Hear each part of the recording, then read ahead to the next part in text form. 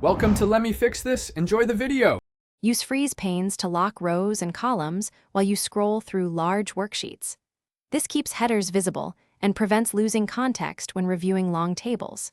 In Excel 365 or 2019, the freeze panes commands appear on the View ribbon. You will also find these commands in Excel 2016 and Excel for Microsoft 365.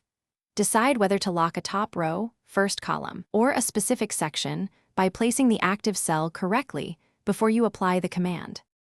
To freeze the first row, select View then freeze top row from the ribbon. Excel keeps row 1 visible while you scroll down through data.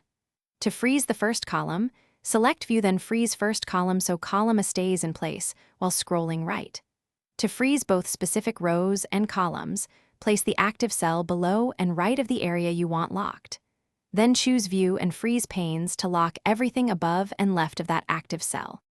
To remove a freeze, choose View then unfreeze panes and Excel releases locked rows and columns.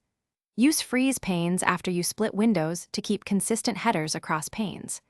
It also helps when working with filtered lists and long reports that need persistent labels. If scrolling becomes jerky with frozen panes, save your file and disable animations in Excel options. Reduce volatile formulas and external links.